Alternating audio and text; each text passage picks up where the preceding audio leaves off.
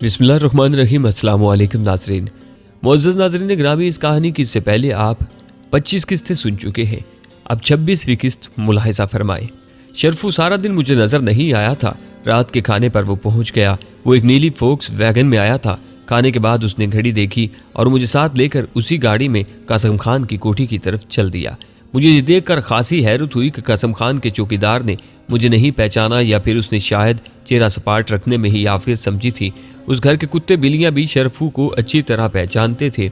वो बिल्कुल घर के फर्द की तरह मुझे साथ लिए सीधा स्टडी रूम में जा पहुंचा। स्टडी के दरवाजे पर खड़े हुए एक मुअम्मर से मुलाजिम ने इत्तला दी, साहब चंद मिनट में आ रहे हैं, आपके लिए क्या लाऊं, चाय या काफ़ी? चाय। शरफू ने अंदर पहुंचकर एक चरमी कुर्सी पर टांगे फैलाकर बैठते हुए कहा। ये एक तवील और अरीज कमरा था और इसकी तरतीब व आराइश कुछ अजीब सी थी। ये बैक वक्त लाइब्रेरी भी मालूम होता था, कॉन्फ्रेंस रूम भी और एक तरफ से किसी का दफ्तर भी। हम चाय से फारिग हुए ही थे कि कासिम खान एक उम्दा सूट जेब तन किए, एक मतानत और बर्दबारी चेहरे पर लिए कमरे में दाखिल हुआ, जैसे कोई प्रोफेसर किसी अहम मौजू पर किसी सेमिनार से खिताब करने के लिए ऑडिटोरियम में दाखिल हो रहा हो। उसके दाएं हाथ पर आजम खान था और बाएं हाथ पर एक ऐसी हसीन औरत कि उसे देखकर मुझे बेइख्तियार झटका सा लगा। एक तो आजकल पुरकशी खवातीन को देखकर मुझे कुछ ज्यादा ही झटके लगने लगे थे। मेरे ख्याल में तो ये कोई अच्छी अलामत नहीं थी। मुझे हर हाल में नॉर्मल रहने का फन सीखना चाहिए था। वो औरत कद में कासिम खान से कुछ निकलती हुई थी, गोरी चिट्टी और यूनानी देवियों के से हुस्न के मालिक। उसके स्याह रेशमी बाल कमर पर फैले हुए थे। वो हल्के नीले रंग का लिबास ज़ेब तन किए हुए थी। वो लिबास या मेकअप के सिलसिले में कतन कोई एहतमाम किए हुए नहीं थी, लेकिन अपने साफ सुथरे चेहरे और इजी लिबास के साथ अगर वो इस वक्त सैकड़ों बनी सवरी खवातीन के हजूम में भी होती तो सबसे बेहतर नजर आती। उसकी उम्र 35 के करीब रही होगी। उसके आने से कमरा मुनव्वर सा हो गया था। ये मेरी बीवी है सलबा। कासिम खान ने अंदर आते ही खास तौर पर मुझसे यूं उसका तारुफ करवाया जैसे उसे अंदेशा रहा हो कि अगर ये बात मुझे ना बताई गई तो मैं इस खातून को कुछ और ही समझ लूँगा। मैंने शाइस्तगी से उसे सलाम किया। उसने आम से लहजे में जवाब दिया और एक ही लम्हे में मेरा सरतापा जायज़ा ले लिया। उसे एक लम्हे में उसने गोया मेरा जाहिर नहीं मेरा अंदर भी देख लिया था। उसकी आंखें क्या थीं, गोया एक्सरे थीं। दूसरे ही लम्हे वो गोया माहौल से लाताल्लुक सी हो बैठी। हम शीशे के टॉप वाली एक मेज़ के गिर्द बैठ गए। उस मेज़ के गिर्द रखे हुए सोफे भी गोल ही थे और बहुत ही नर्म। इंसान इस तरह इनमें धंस जाता था कि गुमान गुजरता था कि इंसान सोफे पर नहीं बैठा बल्कि सोफा इंसान पर बैठा है। मैं तमहीद में वक्त ज़ाया नहीं करूँगा अफजल मियाँ, कासिम खान ने घड़ी देखते हुए कहा। मैंने तुम्हारे साथ मीटिंग नहायत अहम कारोबारी अमूर तय करने के लिए रखी है। तुम्हारी बातों से और कुछ अपने तौर पर मैंने ये अंदाज़ा लगाया है कि तुम और अशरफ खान पार्टनरशिप में दूसरों के लिए काम कर रहे थे। अब जबकि अशरफ खान मर चुका है और तुम नहायत नामुवाफिक हालात में शहजाद कोर्ट से भागे हो, इसके बाद जाहिर है तुम्हारा वापस जाने का कोई प्रोग्राम नहीं होगा। क्या मेरा कहना दुरुस्त है? जी हाँ, मैंने इस बात में सर हिला दिया। मेरा एक अंदाज़ा ये भी है कि तुम्हारे पास कोई ख़ास सरमाया नहीं है और तुम्हारे ज़हन में कोई वाज़ेह प्रोग्राम भी नहीं है। कासिम खान बोला, ये भी दुरुस्त है। मैंने तस्लीम किया।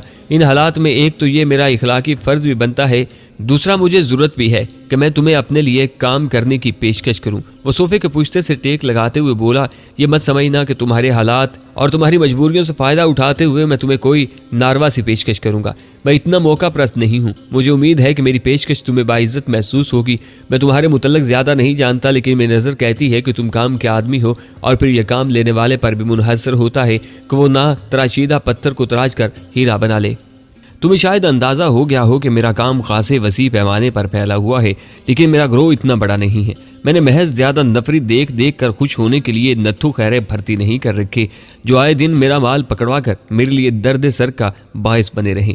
मेरे पास बहुत ही कम आदमी हैं, लेकिन हैं चुने हुए अपनी जगह। हर शख्स पर हर किस्म की सलाहियतों के एतबार से 10-20 आदमियों पर भारी हैं। खासे तवील अरसे के बाद ऐसा इत्तेफाक हुआ कि मैं अपने एक कीमती साथी से हाथ धो बैठा हूँ। कल रात वो रेंजर के हाथों मारा गया। मुझे शुबा है कि उसकी मौत किसी साजिश का नतीजा है। साजिश किसने की है ये भी मुझे जल्द ही मालूम हो जाएगा। उसकी मौत की वजह से मेरे लिए कुछ उलझनें पैदा हो गई हैं। मैं उनसे निपट लूँ तो फिर साजिश करने वाले से भी निपट लूँगा। खैर ये एक अलग मौजू है। मसला ये है कि हमारी लाइन में भरोसे का आदमी बहुत मुश्किल से मिलता है। एक ट्रेजेडी अगर तुम्हें मुझ तक ले ही आई है तो अब मेरी तजवीज़ ये है कि तुम मेरे लिए भरोसे के आदमी बन जाओ। मेरे साथी की जगह ले लो जिसे मैं खो बैठा हूँ। मैं कोशिश करूंगा कि तुम्हें भी उस साथी की कमी महसूस न होने दूं जिसे तुम खो बैठे हो। तुम्हें मेरी तजवीज़ से कोई दिलचस्पी है? उसने मेरी आंखों में झांका। मैंने उसकी तवील तकरीर का एक एक लफ्ज़ गौर से सुना था, लेकिन मैं फौरी तौर पर कोई रद्दअमल ज़ाहिर करना नहीं चाहता था। मैंने धीमे लहजे में कहा, अगर ये मालूम हो जाए कि मुझे क्या मिलेगा तो मैं ज़्यादा आसानी से कोई जवाब दे सकूंगा। हर केब के अखराजात निकाल कर खालिस मुनाफे में से 10% तुम्हारा होगा और ये बड़ी माकूल पेशकश है। वो बोला, मेरा काम चूंकि छोटे पैमाने पर नहीं है और मेरे साथी अक्सर मसरूफ रहते हैं, इसलिए बहुत जल्द तुम अपने आप को आसूदा हाल महसूस करोगे।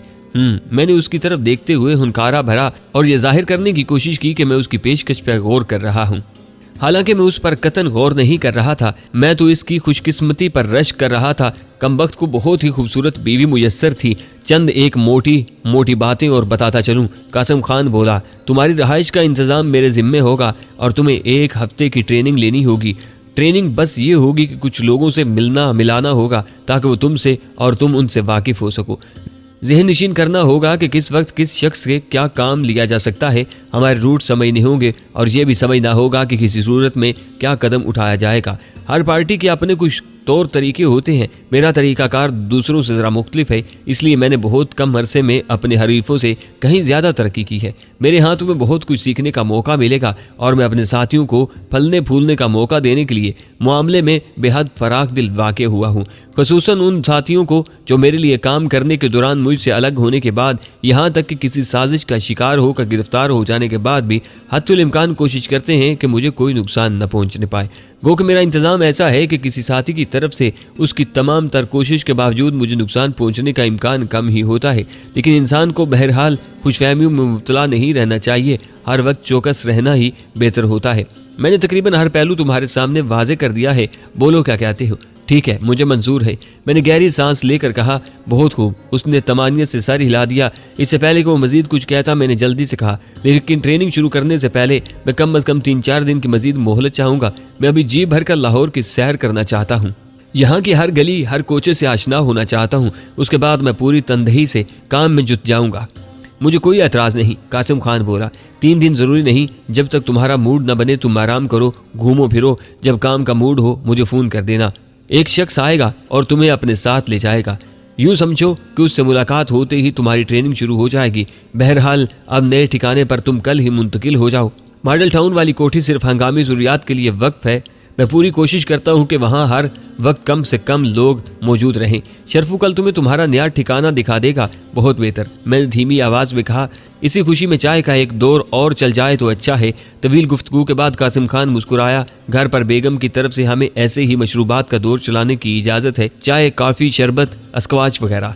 बेगम का कहना है कि हम लोग बाहर ही मालूम नहीं क्या कुछ पीते पिलाते रहते हैं, इसलिए घर पर तो बोतल से परहेज रहना चाहिए। चुनाचे मेरे घर में और सब कुछ मौजूद है मगर बाहर नहीं है। उसकी बीवी जो उस दौरान टांग पर टांग रख के नहायत इन्हिमाक से नेल कटर की नन्ही से रेती से अपने नाखून नहायत नफासत और नज़ाकत से घिस रही थी। सर उठाकर उसकी तरफ देखते हुए मुस्कुराई और एक बार फिर उसी काम में मसरूफ़ हो गई। मुझे कासिम खान की बात सुनकर कदरे हैरत हुई। अगर उसकी बीवी ऐसी ही रवायती और घरेलू किस्म की खातून थी तो फिर उसके नाजायज़ कारोबार को क्यों कर बर्दाश्त कर रही थी। न सिर्फ बर्दाश्त कर रही थी बल्कि उससे मुतल्लक मीटिंग में भी बनफ़से नफीस आकर बैठी हुई थी। मुझे तो उसकी मौजूदगी का कोई जवाब नज़र नहीं आ रहा था। तमाम गुफ्तगू कासिम खान ने ही की थी। उसकी बीवी ने तो मवाफ़क़त या मुखालफत में एक लफ्ज़ भी नहीं कहा था और ना ही कासिम खान ने उससे किसी मरहले पर राय तलब की थी। फिर आकर उसे आकर हमारे साथ बैठने की ज़रूरत क्या थी। फिर मैंने सोचा बाज़ औक़ात बीवियाँ यूं ही बिला मकसद शोर के साथ आ बैठती हैं या मुंह उठाकर उनके साथ चल देती हैं। चाहे इस अंदाज में पी गई गोया ये एक अहम फरीज़ा था। कप रखते ही कासिम खान उठ खड़ा हुआ। अब तुम आराम करो, किसी चीज़ की ज़रूरत हो तो शरफू को बता देना, मुझे अब एक जगह जाना है। इस अमर से मुझे खुशी हुई कि मीटिंग बर्खास्त करते वक्त उसने ये नहीं कहा था कि अब तुम जा सकते हो। इस बात की भी मुझे खुशी थी कि कासिम खान के अंदाज़ो एतवार से ये जाहिर नहीं होता था कि वो बास बनने की कोशिश करता है।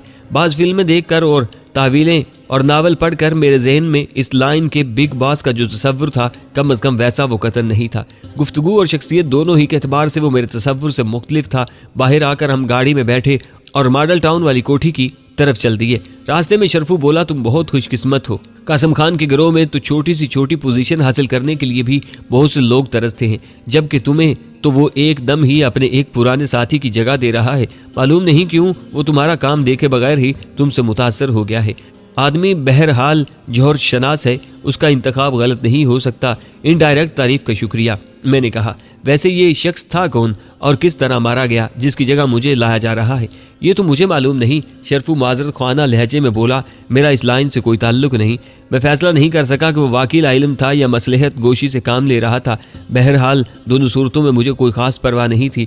कासिम खान का तरीकाकार अभी से मुझे काफ़ी हद तक समझ में आने लगा था।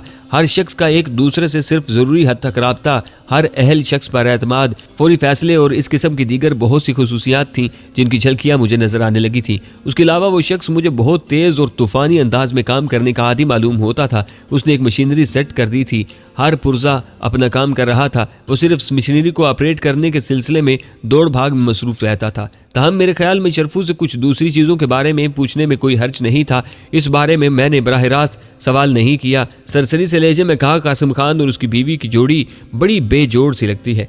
कासिम खान बिल्कुल आम सा आदमी लगता है और उसकी बीवी कुछ गैर मामूली सी औरत लगती है ना? इसमें कुछ हाथ तुम्हारे तसव्वुर का भी है। शरफू गहरी सांस लेकर बोला, तुम्हारी उम्र ऐसी है, इस उम्र में घर की मेहतरानी भी बहुत गैर मामूली औरत लगती है। बहरहाल तुम्हारा ख्याल यकसर गलत भी नहीं है। मैं तुम्हें उसके बारे में बताने में कोई हर्ज नहीं समझता, क्योंकि जल्द बया देर तुम्हें खुद भी मालूम हो जाएगा कि तकरीबन सभी पुराने कारकुन उसके बारे में जानते हैं। और खुद कासिम खान ने भी उस बात को छुपाना ज्यादा जरूरी नहीं समझा। उसने अब भी सलमा के दौरे माजी की बाज निहायत खूबसूरत तस्वीरें फ्रेम करवा कर घर में सजा रखी हैं। सलमा दरअसल ऊंचे दर्जे की एक क्लब डांसर थी, कुछ अरसे बैरूत में भी रही।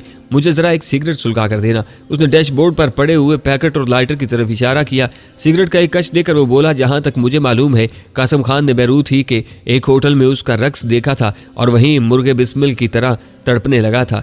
उस जमाने में उसके पास ज्यादा मालो दौलत नहीं था, खुद ही इधर उधर फेरे लगाया करता था, कभी कभी लंबा हाथ भी पड़ जाता था। इस चक्कर में उसके पास जो कुछ भी था लेकर सलमा के पास पहुंच गया। वो होटल के एक स्वीट में मुकीम थी। तुम्हें ये तो मालूम ही होगा कि डांस तो दर हकीकत इस किस्म की डांसरों का साइड बिजनेस होता है। कासिम खान के पास जो कुछ था वो उसने सलमा के कदमों में रख दिया और सलमा ने उसे शर्फ मेज़बानी बख्शना मंजूर कर लिया। रात के किसी हिस्से में गालबन नहायत हसरत भर लहजे में सलमा ने कहा होगा कि उसके जिस्म के तो सब दीवाने हैं, उसकी एक एक जम्बच पर कुर्बान जाते हैं और उसके साथ वक्त गुजारी के लिए मरे जाते हैं, लेकिन उसे शरीक ज़िंदगी बनाने के लिए कोई तैयार नहीं। हालांकि वो मजमाए नज़र के सामने जिस्म की नुमाइश का ये धंधा और मुल्क शहर शहर भटकने की आदत तर्क करना चाहती है। किसी एक जगह घर बसाकर बैठना चाहती है, मगर हर वो शख्स जो सलमा की नज़र में ज़रा भी माकूल था इस सवाल पर बुदक जाता था। अलबत्ता छोटे मोटे आवारागर्द और लफंगे फौरन तैयार हो जाते थे, मगर उनके लिए खुद सलमा का दिल नहीं मानता था कि कहीं गड़े से निकल कर खाई में ना जा गिरे। सुनने में आया है कि जिस वक्त ये बातें हो रही थी दोनों ड्रिंक थे। सलमा हिचकियां लेते हुए कह रही थी कि इसकी जिंदगी की सबसे बड़ी आरजू ये थी कि वो खालिस मशरकी अंदाज में दूल्हन बनती, लेकिन मालूम होता है कि वो ये आरजू दिल ही में लिए एक रोज कमर में जा सोएगी। उसकी बातें सुनकर कासिम खान भी ज़ारो कतार रोने लगा। फिर यकायक वो उठा और दीवानों की तरह बाहर चला गया। रात के इस पहर उसने जाने कहाँ से करूसी लिबास खरीदा, मालूम नहीं कहाँ से फूलों और दूसरी आराइशी चीज़ों का बंदोबस्त किया। एक जस्टिस ऑफ पीस को पकड़ा, एक इंटीरियर डेकोरेटर की खिदमात हासिल की। तकरीबन 2.5 घंटे बाद कमरा गुजारे लायक अंदाज में आरास्ता हो चुका था और सलमा सुर्ख जोड़ा पहने घूंघट निकाले बैठी थी और इन दोनों की शादी हो चुकी थी। चंद दिन बाद वो यहाँ आ गए थे।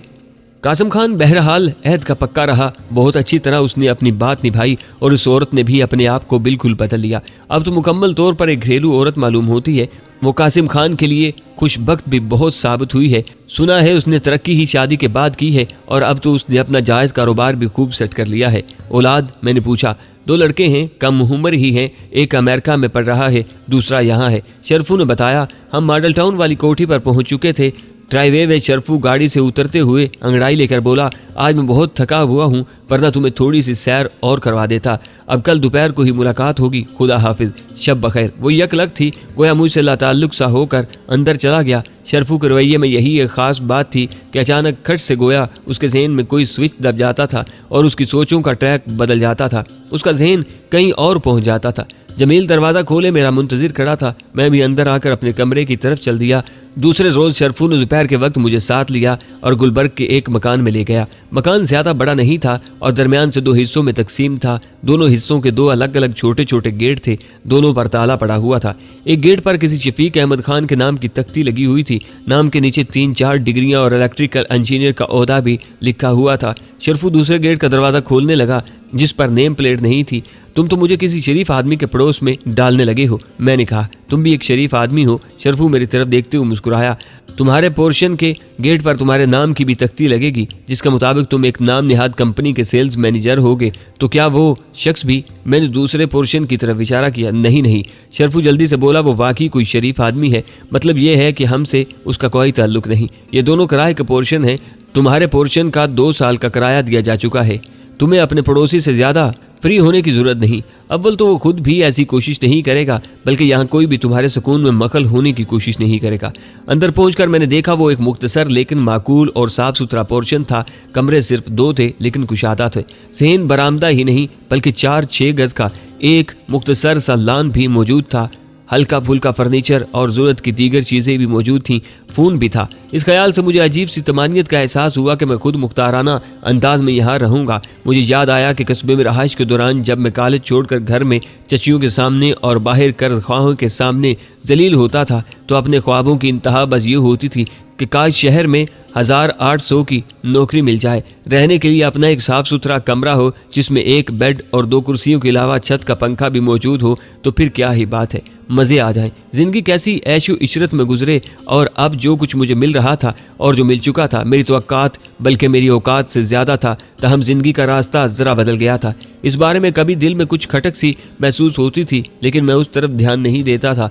2-3 रोज़ तक मैं तुम्हारे लिए किसी मुलाजिम का भी बंदोबस्त कर दूंगा, शरफू कह रहा था। उसकी तनख्वाह तुम्हारे जिम्मा होगी और इस पोर्शन का किराया भी हर महीने तुम्हारे हिसाब से कटता रहेगा। कासम खान हिसाब का बहुत खरा है। आमदनी माकूल हो और मेरी गुजर बसर ऐश और आराम से हो रही हो तो मुझे किसी किस्म का हिसाब किताब और कटौती वगैरह खुलती नहीं है। मैंने कहा, अब तुम आराम से यहाँ रहो और इस मकान से मानूस होने की कोशिश करो। शरफू बोला, मैं अब चलता हूँ, फुर्सत मिली तो शाम को चक्कर लगाऊंगा। अगर तुम ज़्यादा देर के लिए कहीं जाने लगो, 8-10 घंटे या 1 आध रात के लिए, तो मॉडल टाउन वाले फ़ोन नंबर पर किसी को भी इतला ज़रूर दे कर जाना। नंबर मैं लिख कर दे जाता हूँ। शाम को घर से निकल कर इधर उधर घूमना। जब तक मैं नौकर नहीं भेजता तब तक गुजारा करने के लिए तुम्हें खाने पीने की कई ठिकाने और रेस्टोरेंट नजर आ जाएंगे, लेकिन यहाँ नहीं, मेन मार्केट के करीब। तुम्हारी गाड़ी मैं यहीं छोड़े जा रहा हूँ। फिलहाल तुम इसी से गुजारा करो। बरसबील तज़किरा इस गाड़ी के कागजात मौजूद है ना? किसी से छीनी हुई या चुराई हुई तो नहीं है? नहीं, खरीदी हुई है, ताहम मेरे नाम पर नहीं है। मैंने बताया, लाइसेंस मुझे शहजाद कोट में अशरफ खान ने दिलवाया था। आह, अशरफ खान। मैंने जल्दी से उसका ख्याल जहन से झटक दिया। बस इतना ही काफ़ी है। वो बोला, दरअसल मैं कभी इस किस्म की कानूनी कार्रवाइयों का खतरा मोल नहीं लेता जो निचले दर्जे के चोर उचक्कों के खिलाफ होती हैं। मजीद सवाल करने और कुछ देर हदायत देने के बाद बिलाखिर शरफू वहां से चला गया। मेरे सर में हल्का हल्का दर्द हो रहा था। बातें बातें बातें, एक दूसरे से मिलो और फिर तीसरे शख्स के पास जाना, बात सुनना, जिंदगी में कोई हलचल ही नहीं रही थी। सर दर्द इस बोरियत की पैदावार था। मैं गाड़ी लेकर निकल खड़ा हुआ और बहुत देर तक इधर उधर आवारा गर्दी करता रहा। रास्ते जहन नशीन करता रहा, गर्दोपेश को समझने की कोशिश करता रहा। एक जगह दूध दही की दुकान नजर आई। मैंने लस्सी का एक किंग साइज गिलास बनवा कर पिया और जहन पर सवार सारी बोरियत एक तरफ झटक कर आकर सो गया। शाम ढले बेदार होकर मैं देर तक छत पर नजरें जमाए चित लेटा रहा। हर तरफ सुकूत फैला हुआ था। ये इलाका कुछ ज्यादा ही पुरसकून था, शायद इसलिए कि ये गुलबर्ग का आखिरी सिरा मालूम होता था। कभी कभार गली से किसी गाड़ी के गुजरने की आवाज फिजा में इर्ताश पैदा सा कर देती थी। उसके बाद फिर वही सन्नाटा। मेरी रगों में एक अजीब सी बेकली सी सरसरा रही थी। बिलाकर मैं एक बार फिर उठा और गाड़ी निकाल कर मेन मार्केट जा निकला। खाना खाकर मैं मार्केट के करीब ही वाक़ एक सिनेमा घर में पंजाबी फिल्म देखने लगा। काफी दिनों से कोई फिल्म नहीं देखी थी। खनक और तारीख सिनेमा हॉल में बैठकर दिल को कुछ दिलासा मिला। फिल्म खासी निकल चुकी थी, लेकिन मुझे मालूम था कि आगाज किस तरह का हुआ होगा, बल्कि ये भी मालूम था कि अंजाम क्या होगा। इसके बावजूद मैं फिल्म से लुत्फ अंदोज होता था क्योंकि मैं लुत्फ अंदोज होने की नीयत से लेकर इतना सफर करके यहाँ तक आया था। कुछ देर बाद हीरो जो पेशे के एतबार से कोचबान वाक़ हुआ था, साइड हीरो को यूं ठोकरें मार मार कर हवा में उछालने लगा जैसे वो जागीरदार न हो बल्कि सियालकोट की बनी हुई कोई फुटबॉल हो। एक जागीरदार का मुझ पर भी बहुत भारी कर्ज बाकी था और मैं भी वो कर्ज कुछ इसी अंदाज में चुकाना चाहता था। मेरी सेहत भी फिल्मी हीरो से कुछ बेहतर थी और मैं जरूरत पड़ने पर कम से कम एक कोचबान से ज्यादा असर और सूख का मुजाहिरा कर सकता था। लेकिन मैं फिलहाल इस जागीरदार को फुटबॉल की तरह नहीं उछाल सकता था क्योंकि मैं फिल्मी हीरो नहीं था। मलक असलम के साथ जो कुछ मैं करना चाहता था उसके लिए मुझे अभी बहुत ताकत दरकार थी, जिस्मानी ताकत नहीं, कुछ और ही तरह की ताकत, ऐसी ताकत जिसके बल पर मैं समाज के सीने पर चट्टान की तरह जम कर खड़ा हो सकूं। स्क्रीन पर कहानी का कोहलू मजीद 2-3 चक्कर काट चुका था। जागीरदार अपनी हवेली में पटियां लपेटे पड़ा था और हीरो से बदला लेने के लिए अपने हवारियों से बचवा कर रहा था, जबकि हीरो अपने तांगे में हीरोइन को बिठाकर नहर के किनारे सैर कराते हुए वो गाना गाने में मसरूफ था। मैंने अक्सर अपने गांव में कोचबानों को महज इसलिए जागीरदारों के सामने जमीन पर नाक से लकीरें निकालते और जूतों से पिटते हुए देखा था कि उन्होंने पगडंडी पर जाते वक्त किसी जागीरदार की जीप या कार के सामने से तांगा हटाने में 1-8 सेकंड की ताखीर कर दी थी। बहरहाल स्क्रीन पर जो कुछ हो रहा था इससे महफूज होना भी मेरा इखलाकी फर्ज था, क्योंकि मैंने उसके लिए पैसे खर्च किए थे और इन मनाजर का कम अज कम इतना फायदा जरूर था कि रगों में खून की गर्दश कुछ तेज हो जाती थी और जिंदगी से किए हुए कुछ वादे याद आ जाते थे। फिल्म देखकर मैं वापस आया और एक बार फिर मरीजों की तरह बिस्तर पर लेट गया। सुकून से अब मेरा दिल घबराने लगा था। रगो पैर में सरसराती हुई बेकुली लम्हा बलमा शिद्दत इख्तियार करती जा रही थी। मैं कुछ करना चाहता था। एक खलज थी जो मुझे हर मसाम से डस रही थी। एक अजीब सी आग थी जो मेरे असाब को झुलसा रही थी। कोई नदीदा परछाइयां मेरे करीब सरगोशियां कर रही थी कि मुझे कोई जरूरी काम करना है, मगर मैं उसे भूल बैठा हूँ। बेड पर चित लेटे छत की तरफ तकते तकते अचानक मेरे ज़हन में छनाका सा हुआ और मुझे मालूम हो गया कि बेकुली का बाइस क्या था। मुझे कौन सा जरूरी काम करना था जिसे मैं अब तक भूला हुआ था। कमरे की सफेद और हमवार छत जिसे मैं एक टिक देख रहा था गोया सिनेमा की स्क्रीन बन गई थी और उस पर क्लोज अप में एक चेहरा उभर आया, जरीना का चेहरा। कैसे खुदगर्ज थे हम। मैं और अशरफ खान किस तरह उसे छोड़कर भाग आए थे। उस वक्त ये बात कतई मुंतकी लग रही थी कि उसे साथ लेने के चक्कर में हम भी मारे जाएंगे। फायदा क्या होगा? कुछ भी नहीं। ये एक बेमकसद कुर्बानी थी, लेकिन अब ये बातें बहुत खुदगर्जाना लग रही थी। खुदगर्जी की इंतहा ये थी कि पिछले चंद दिनों में उसके मुतल्लक मैंने सोचा भी नहीं था उस पर क्या गुजरी होगी, मैं किस तरह उसकी मदद को पहुंच सकता था। इस किस्म का कोई ख्याल मेरे जहन में आया ही नहीं था। मैं बेताबाना अंदाज में उठ बैठा। अब अगर जहन में यह झनाका हो ही गया था तो अब मैं एक लम्हे भी सब्र नहीं कर सकता था। वो औरत ख्वाह कैसी भी थी और उसका मुझसे भी जो भी ताल्लुक था, लेकिन इसमें कोई शक नहीं था कि उसके तर्ज अमल में मोहब्बत का गुदाज शामिल था। मुझे उम्मीद थी कि वो मुझे घर पर ही मिल जाएगी। पुलिस ने अगर उसे पकड़ा भी होगा तो आखिरकार छोड़ दिया होगा, क्योंकि उसे कुछ मालूम नहीं था। हमारे धंधे से दर हकीकत इसका कोई ताल्लुक नहीं था। उसकी ही नहीं, अपनी नजर में भी सुरखरू होने के लिए मेरा उसके पास जाना जरूरी था, और अगर मैं उसे अपने साथ यहाँ लेकर आता मेरे रोज़ शब भी अच्छे गुजर सकते थे। वो इस किस्म की औरत थी कि साथ रहती थी तो जिंदगी का अहम जुज बन जाती थी, और अगर उससे तर्क ताल्लुक मकसूद होता तो वो ना किसी को परेशान करती थी और ना खुद परेशान होती थी। मैंने फैसला किया कि मैं इसी वक्त शहजाद कोट जाऊंगा। अगर वहां मेरा वक्त जाया ना होता और मैं तेज रफ्तारी से सफर करता हुआ कल तक दिन चढ़े तक वापस आ सकता था। अभी चूंकि मैंने कासिम खान के लिए काम शुरू नहीं किया था, इसलिए मैंने किसी को अपने जाने की इत्तला देना भी जरूरी नहीं समझा और गाड़ी में बैठकर शहजाद कोट की तरफ रवाना हो गया। रात के पिछले पहर में शहजाद कोट पहुंचा। मैं शहर में दाखिल हुआ तो मेरा दिल कुछ ज्यादा ही तेजी से धड़क रहा था। एक अजीब सा खौफ जहन पर सवार था। चंद दिन पहले तक ये शहर मुझे आगोश मादर की तरह मेहरबान महसूस होता था, लेकिन आज दुश्मनों का शहर लग रहा था। मुझे मालूम था कि कभी कभार एक पुलिस जीप रात के वक्त गश्त पर निकलती होती है। उस वक्त मुझे उम्मीद तो यही थी कि उससे सामना नहीं होगा, क्योंकि रात ढल चुकी थी। तमाम मैं हद्दुल इम्कान एहतियात बरत रहा था। गाड़ी मैंने घर से कुछ दूर ही एक महफूज सी जगह पर छोड़ दी। अंदेशा था कि मकान की निगरानी न हो रही हो, इसलिए मैं पिछली तरफ से दाखिल होना चाहता था, और पिछली तरफ गाड़ी ले जाने के लिए रास्ता ठीक नहीं था। अगर पिछली तरफ भी निगरानी के लिए कोई मौजूद होता तो दूर ही से उसका सुराग लगाना और उसे चक्कर देकर भागना या मुकाबला करना आसान था। मैं खेतों की तरफ से मकानों की आखिरी कतार के अक में पहुंचा। काफी देर तक मैं कद आदम घास में दुबका गर्दोपेश का जायजा लेता रहा। कहीं किसी की मौजूदगी के आसार नजर नहीं आ रहे थे।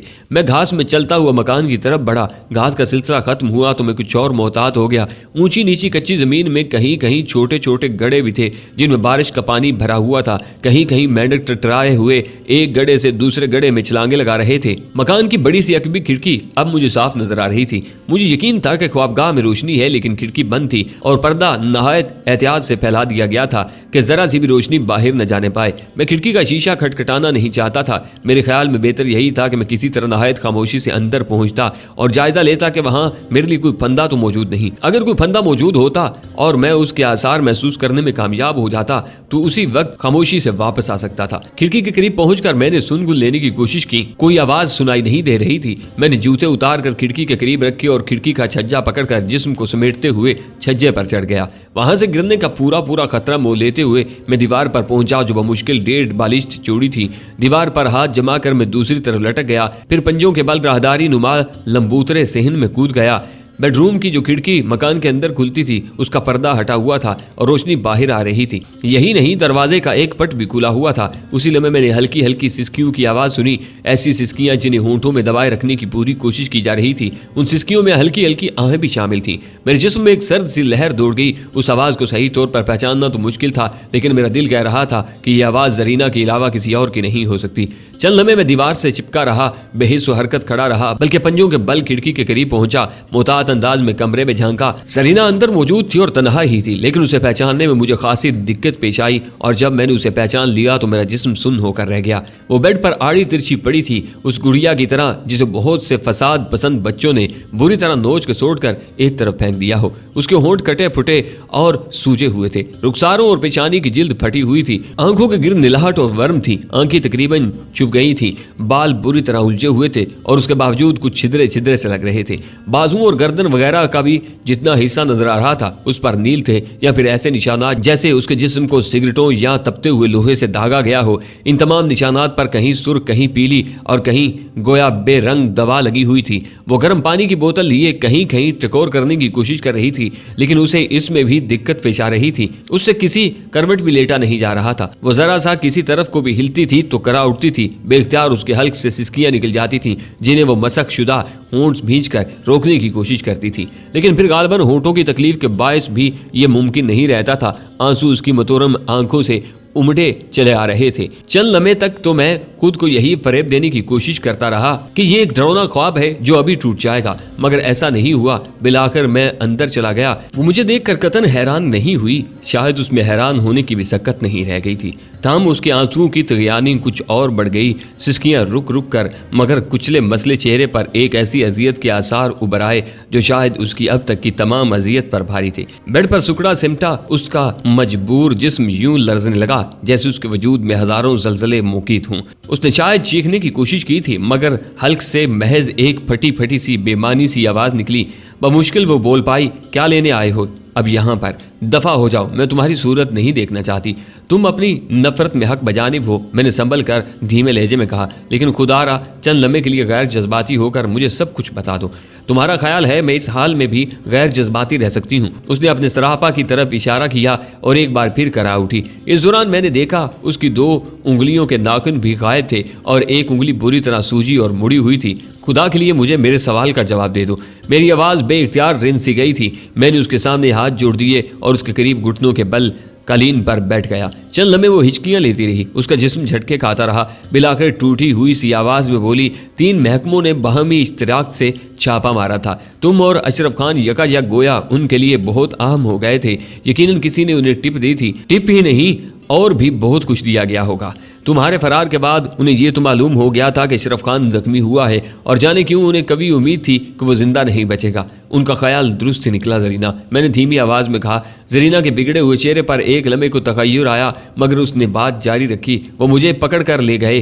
وہ جاننا چاہتے تھے کہ دوسرا کون تھا اور اس نے کدھر کا رخ کرنا ہوگا، کہاں سے اسے پکڑا جا سکتا ہے۔ میں بھلا کیا بتاتی، مجھے خود بھی یہ بتاتے ہوئے بڑا عجیب لگ رہا تھا کہ میں تمہارے بارے میں کچھ بھی نہیں جانتی، واقعی کچھ بھی نہیں جانتی تھی، مگر کون یقین کرتا، میں نے تمہارے بارے میں کبھی جاننے کی کوشش ہی نہیں کی تھی۔ وہ ایک بار پھر پھوٹ پھوٹ کر رونے لگی تھی۔ میرا دل چاہ رہا تھا کہ اسے بچوں کی طرح سینے سے لگاؤں، پچکاروں، چپ کرواؤں، مگر مجھ میں اسے ہاتھ لگانے کی ہمت نہیں تھی۔ محض اس کی طرف دیکھتے ہوئے ہی میرا دل خون ہوا جا رہا تھا۔ قدرے سنبھل کر وہ بولی، پہلے انہوں نے اطمینان کیا کہ میرا کہیں کوئی اثر و رسوخ تو نہیں، میرا کردار، میرا ماضی کچھ ایسا قابل فخر نہیں، پھر تو میں ان کے لیے ٹوٹی ہوئی پتنگ بن گئی۔ میں کوئی عزت دار عورت نہیں ہوں افضل، لیکن اتنی ذلت کا تو میں نے کبھی تصور بھی نہیں کیا تھا۔ آخرکار آج وہ اپنی تفتیش سے تھک گئے اور مجھے یہاں ٹیک گئے۔ میں نہیں کہہ سکتی، شاید مکان کی نگرانی بھی ہو رہی ہو، یا شاید بس اب ان کی دلچسپی ختم ہو گئی ہو۔ جو کچھ ہو چکا ہے ان کے خیال میں یہی کافی ہو، وہ خاموش ہو گئی۔ جو کچھ بھی کیا ہے بہرحال تم اٹھو اور میرے ساتھ چلو۔ میں نے ڈرتے ڈرتے اس کی طرف ہاتھ بڑھایا